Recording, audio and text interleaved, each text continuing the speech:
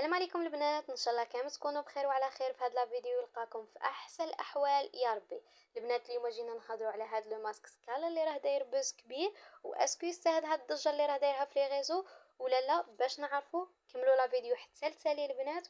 وفي اخر الفيديو غادي نقول لكم واحد المعلومه عليه مفيده جدا جدا جدا. البنات قبل ما نبتديو لا فيديو، اللي دخلت جديده عندي ما تنساش دير لي ابوني ودير لي جيم وتخلي لنا كومونتير وتشاركنا الراي تاعها بالنسبه للبنات اللي يستخدموا هذا الماسك سكالا. يلا نبتديو على بركه الله. قلت لكم البنات اليوم راح نهضروا على هذا الماسك اللي راه مشهور بزاف. هو ماسك سكالا، فيه بزاف تاع لي كولور، فيه الغوز، فيه النواغ، فيه الجون، فيه المارو، وكل واحد ولاش متخصص. اول حاجه هذا المنتج من ماركه سكالا البرازيليه، يعني هو مخدوم في البرازيل، مصمم بالدرجه الاولى للشعر الكيرلي والمموج يعني الويفي، وخاصة للشعر اللي يحتاج ترطيب، يعني اللي شعرهم ناشف نشف لهم بالسبايغ بالليسر، يعني تقصف لهم، ولا اللي دايرين ليماش وشعرهم تكسر. الحاجة اللي عجبتني فيه تانيك انه جاي دوزونا. ما معنى دوزونا؟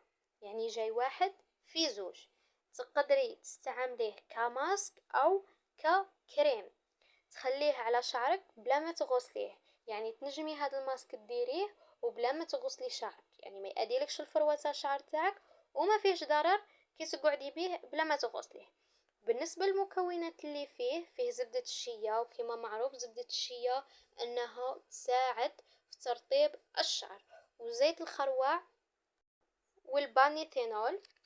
وهذه المكونات تساعد على ترطيب شعرك وتخليه رطب، يعني كي تجي تسرحيه بالمشطة ما غاديش تلقاي اشكال مع شعرك. وتساعد او لو يساعد هذا الماسك كذلك على فك التشابك واعطاء لمعة للشعر، وهذه نقطة جد مهمة، وإحنا البنات قاع نحوسوا على لابغيونس في شعرنا. واكيد مع كثرة الليسور والسيشوار والسبايغ شعرنا ولا باهت، فهذا الماسك غادي يعطينا لمعة للشعر.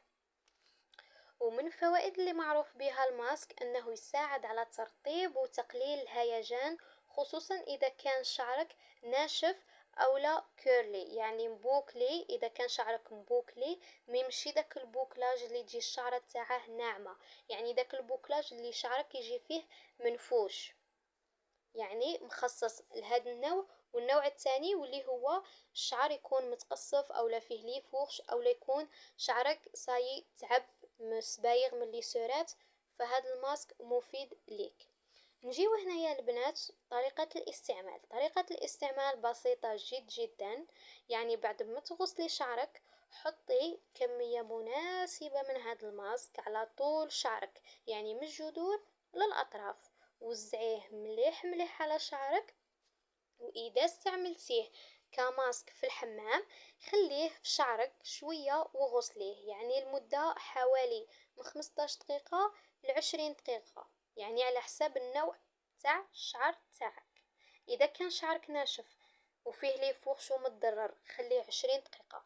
اذا كان شعرك خفيف وعادي ما فيش تقصفات بزاف خليه 15 دقيقة. هذه بالنسبة اللي يديروه ماسك في الحمام.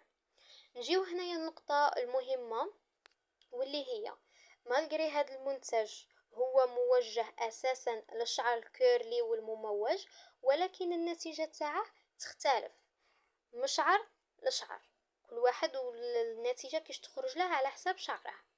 اذا كان شعرك خفيف بالبزاف حطي كونتيتي صغيرة، اذا كان شعرك كثيف حطي كمية محترمة. نجيو هنايا النقطة المهمة او الحاجة المهمة واللي عجبتني فيه بزاف وقلت لكم عليها في بداية الفيديو، واللي هي ما فيهش السيليكون او لا زيت معدني، يعني خالي من السيليكون وخالي من الزيوت المعدنية. هاد الحاجة مفيدة جدا للشعر تاعنا وعجبتني بالبزاف. البنات انا اتيليزيت هذا سكالا البلو وعجبني، وهو كما قلت لكم فيه لي كولر بالبزاف، وكل كولر ولاش مختصة للشعر. البنات هنايا وصلنا لنهاية الفيديو. اللي وصلت معايا لاخر الفيديو ما تنساش تشترك في القناة ودير لي جيم وتخلي لي كومنتير اكيد فضلا، وليس أمرا. نتلاقاو في الفيديو الجاي إن شاء الله. إلى اللقاء.